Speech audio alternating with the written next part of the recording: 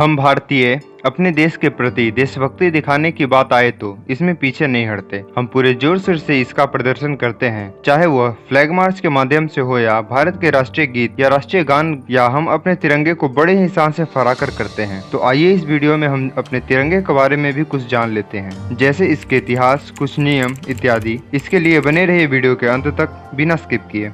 और पहले तो एक लाइक और साथ में भारत माता की जय लिख दें। जिस तिरंगे को हम आज फहराते हैं उसे हमारे कॉन्स्टिट्यूएंट असेंबली यानी संविधान सभा के द्वारा 22 जुलाई 1947 को अपनाया गया था, जिसमें 3 मुख्य कलर केसरिया जो साहस और बलिदान का प्रतीक है, फिर आता है व्हाइट जो कि सच्चाई और विचार में शुद्धता का प्रतीक है, फिर आता है ग्रीन जो कि जीवन की प्रचुरता एवं समृद्धि का प्रतीक है, और बीच में है नेवी ब्लू का एक चक्र जो गति और उन्नति का प्रतीक है, जिसमें 24 तिल्लियां 24 घंटे को बताती है। और ये सभी प्रतीकों का मतलब डॉक्टर सर्वपल्ली राधाकृष्णन ने दिया था, जो एक फिलॉसफी के टीचर, भारत के प्रथम उपराष्ट्रपति और द्वितीय राष्ट्रपति थे।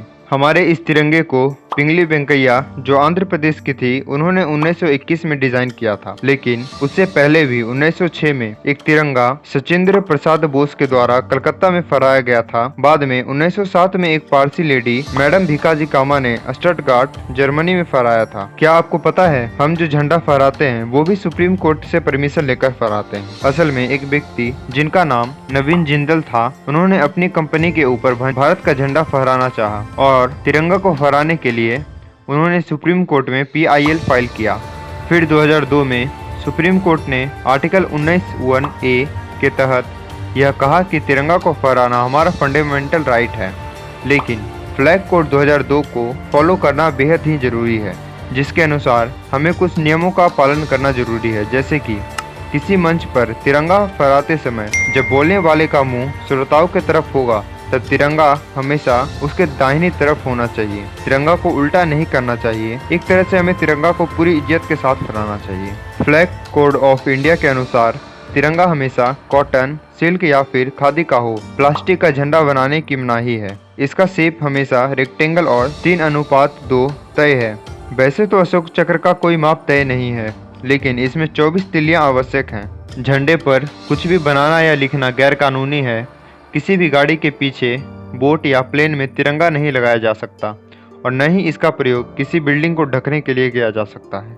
किसी भी स्थिति में तिरंगा जमीन पर टच नहीं होना चाहिए, यह इसका अपमान होता है।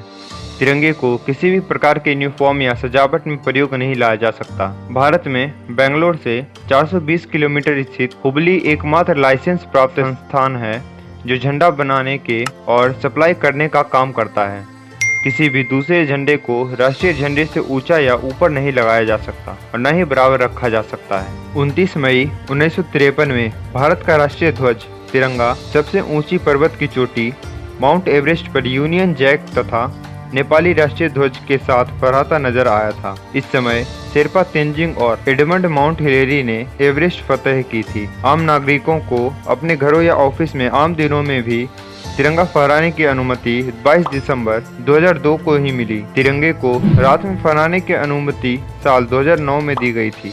पूरे भारत में 21x14 फीट के झंडे केवल 3 जगह पर ही फहराए जाते हैं। कर्नाटक का नारगुंड किला, महाराष्ट्र का पनहाल किला और मध्य प्रदेश के ग्वालियर जिले में स्थित किला। राष्ट्रपति भवन के संग्रहालय में एक लघु तिरंगा है, जिसे सोने के स्तंभ पर हीरे जवाहरातों से जड़कर बनाया गया है। भारत के संविधान के अनुसार जब किसी राष्ट्र विभूति का निधन होने और राष्ट्रीय शोक घोषित होने पर कुछ समय के लिए ध्वज को झुका दिया जाता है, लेकिन सिर्फ उसी भवन का तिरंगा झुकाया जाता है जिस भवन में उस विभूति का पार्थिव शरीर रखा है। जैसे ही पार्थिव शरीर को भवन से बाहर निकाला जाता है, वैसे ही ध्वज को पूरी ऊंचाई तक फहरा दिया जाता है। देश के लिए जान देने वाले शहीदों और देश के महान शख्सियतों को तिरंगे में लपेटा जाता है। इस दौरान केसरिया पट्टी सिर की तरफ और हरी पट्टी पैरों की तरफ होनी चाहिए। शव को जलाने या दफनाने के बाद उसे गोपनीय तरीके से सम्मान के साथ जला दिया जाता है, या फिर वजन बांधकर पवित्र नदी में जल समाधि दे दी जाती है। कटे फटे या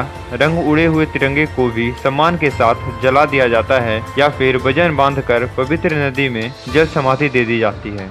दोस्तों, ये थे भारत के तिरंगे के कुछ नियम जो हर भारतीय को पता होना जरूरी है, ताकि हम अपने तिरंगे को सही तरीके से सम्मान दे सकें। और क्या आपको ये नियम पता थे कमेंट में लिखना मत भूलें और अपने तिरंगे के लिए एक लाइक कर दें और सब्सक्राइब करना बिल्कुल मत भूलें। Thanks for watching.